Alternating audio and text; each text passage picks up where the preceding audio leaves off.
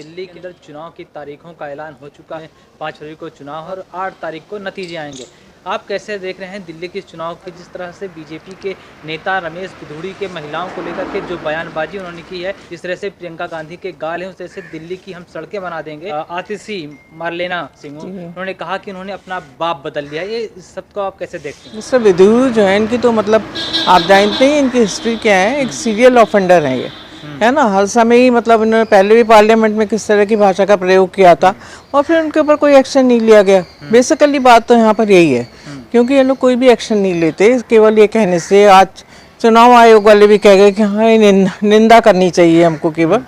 देखिए इनके ऊपर एक्शन क्यों नहीं होता, मैं तो ये जानना चाहती हूँ। लगातार वो विवादों में रहते हैं। इससे पहले उन्होंने पार्लियामेंट के अंदर एक सांसद को अभद्र भाषाओं की बिल्कुल अभद्र नहीं, बहुत अभद्र भाषा है ना। It was not at all a parliamentarian language जो उन्होंने बोली है वहाँ पर। और इसमें भी आप एक इतनी बड़ी नेता को, और इनफैक्ट मैं तो कहती हूँ किसी भी महिला को क्यों इस तरह की भाषा बोला जाए।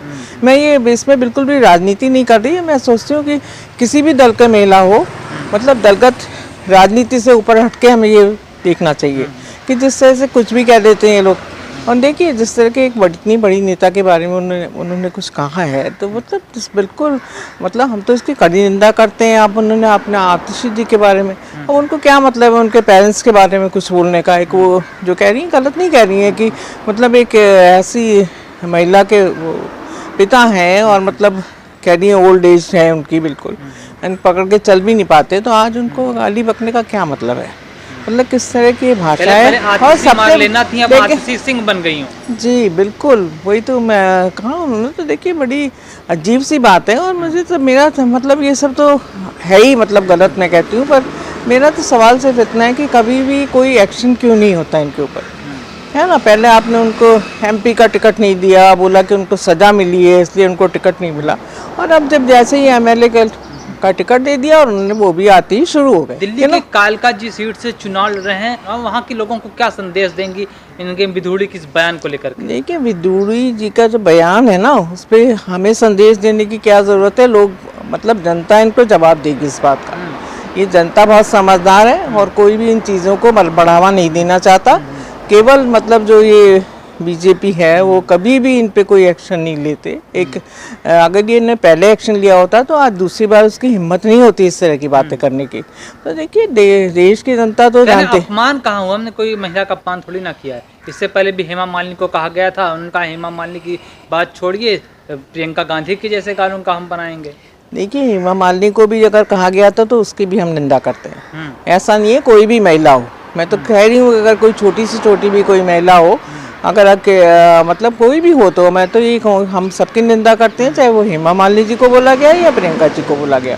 तो देखिए मतलब, और अगर उनको लगता है कि कैसा, मतलब उनको खुद भी सोचना चाहिए। उनके घर में भी लोग होंगे, मेरे ख्याल से महिलाएं होंगी। तो अगर आप खुद सोचिए, अगर उनको किसी को भी कोई कहता है तो कितना मतलब क्या बोलूं, समाज का अपमान है। बिल्कुल महिला समाज का अपमान है, और मतलब इसके लिए आवाज़ उठानी चाहिए। और हम लोग तो सब, मुझे लगता नहीं कि कोई भी महिला किसी भी दल में हो वो इसको किसी भी तरह से सपोर्ट करेगी, है ना। It can't be supported by anyone. हम जानते हैं चाहे वो बीजेपी की महिला हो, चाहे वो बोल ना पा रही हो, पर वो मन ही मन मेरे ख्याल से उनको भी बोलना चाहिए। क्यों नहीं बोलते वो लोग, है ना। जब बृजभूषण शरण सिंह के बारे में कोई बात होती है तो ये नहीं बोलते, है ना। और जो भी कितनी चीज़ें ऐसी हैं आप देखिए उसमें बोलती हैं। ऐसा तो स्मृति ईरानी जी हर चीज़ में आ जाती हैं बोलने, पर अभी क्यों चुप है? Why she is silent? उन लोगों को बोलना चाहिए ना। ये आक्रोश उनके मन में क्यों नहीं होता? आखिर चुनाव के समय ऐसे जुमले का इस्तेमाल क्यों किया जाता है? बयानबाजी इस तरह की क्यों नहीं? देखिए जस्ट फॉर चीप पब्लिसिटी मैं कहूँगी, और कुछ बात नहीं है ये। और सब कुछ अच्छे से समझते हुए ये लोग बोलते हैं। ऐसा नहीं है किसी आवेश में बोल गए। सब कुछ मुझे तो लगता है पता नहीं बोलते हैं या उनसे बुलवाया जाता है या जो भी है, पता नहीं क्यों मतलब इस तरह की बातें करते हैं। तो बहुत निंदनीय। प्रधानमंत्री मोदी जिस तरह से लोकसभा चुनाव में तमाम अपने बयानों से मंगलसूत्र, मुजरा, तमाम चीजें कहा, अब दिल्ली में जब चुनाव शुरू हुआ है तो उन्होंने कहा है कि ये आम आदमी पार्टी नहीं, ये दिल्ली के लिए आपदा है। इसे कैसे देख रही हैं? तो कुछ भी कह देते हैं। देखिए, और जहाँ तक महिलाओं की बात है, मैं ये सब चीज़ें भी कब शुरू हुई हैं, मुझे आपने बोला तो मुझे याद आ गया। जो ये 100 करोड़ की गर्लफ्रेंड बोला गया, और मतलब कांग्रेस की विधवा बोला गया, और ये मंगलसूत्र और ये सब बातें जो हैं, ये सब मुजरा, ये सब बातें कहाँ से आई हैं आप जानते हैं कि सब किसने बोला है। तो ये कोई अच्छी बात नहीं है देखिए, और ये बातें अगर कोई बड़ा लीडर बोलता है तो उसको लोग फॉलो करते हैं, है ना। They also follow and they know कि कुछ इसमें होने वाला नहीं है। और आपदा बोलना या मतलब उन्हीं को पता होगा कि कौन सी आपदा आ गई है, मतलब तो यही कहूँगी।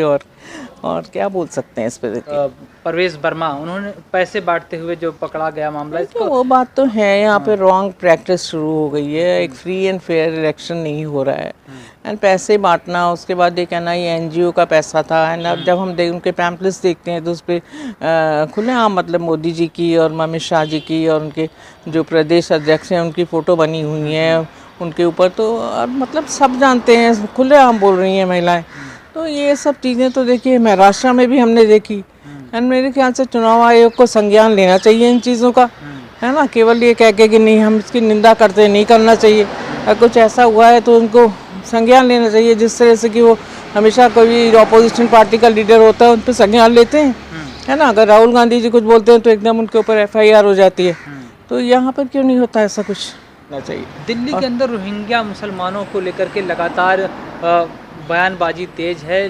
कहा जा रहा है कि दिल्ली के अंदर रोहिंग्यास को बसा दिया गया, पनपा दिया गया है। जो ये घुसपैठियाँ हैं इनको बाहर भेजा जाए। देखिए घुसपैठियों को बाहर भेजा जाए बात तो ठीक है, मतलब मैं ये कहती हूँ कि देखिए जो भी अगर कुछ भी चीज़ इलीगल है तो उसके ऊपर एक्शन होना चाहिए। मैं फेवर नहीं करती इस बात का कि हाँ बाहर से लाके लोगों को यहाँ पे बसा दिया गया या जो भी है। पर देखिए आज इलेक्शन के टाइमिंग देखिए आप, है ना। दे आर टेलिंग कि भी इन लोगों ने उनको हटा मतलब बसा लिया ये वो। तो ये किसकी रिस्पॉन्सिबिलिटी है? आज जो लॉ एंड ऑर्डर है वो किसके हाथ में है ना, सेंट्रल गवर्नमेंट के हाथ में है। और यहाँ पे 7 MPs भी हैं यहाँ पर, है ना। हमेशा बीजेपी के MP यहाँ पर लोकसभा इलेक्शंस जीतते आए हैं, तो क्या उनकी कोई रिस्पॉन्सिबिलिटी नहीं है इन चीज़ों की? क्या आज उनको याद आया कि भाई यहाँ पर तो मतलब रोलिया बसे हुए हैं और उनके पास वो भी है, लेकिन they have got Aadhaar card भी है, और कई तो उसमें से बहुत मतलब कई सालों से रह रहे हैं। तो मतलब किसने उनको आधार कार्ड इशू करे, है ना। अब वो कहते हैं कि किसी आपके MLA ने करे हैं या कुछ, तो करे तो भाई आपने उसको गिरफ्तार क्यों नहीं किया? अगर आपको पता है कि कोई ऐसा काम कर रहा है, कोई मतलब फेक आधार कार्ड अगर इशू कर रहा है, तो क्यों नहीं पकड़ा गया उसको? ये रिस्पॉन्सिबिलिटी किसकी है ना? BSF की, सिक्योरिटी फोर्सेस की, एजेंसीज की एंड पुलिस की, जो हर विभाग उनके अंदर आता है। तो उन्हें क्यों नहीं किया? इस समय आप हल्ला मचा रहे हैं। ये राजनीति का हिस्सा बना रखा है क्या? बिल्कुल राजनीति का हिस्सा है। और जिस तरह से हमने महाराष्ट्र में देखा वोटर्स लिस्ट में नाम जोड़े गए और निकाले गए, वो यहाँ पर भी शुरू हो गया है ना, जिसके लिए उन्होंने ऑब्जेक्शन भी रेज करा है, चुनाव आयोग को शिकायत भी करी है। तो ये बहुत सीरियस मैटर है।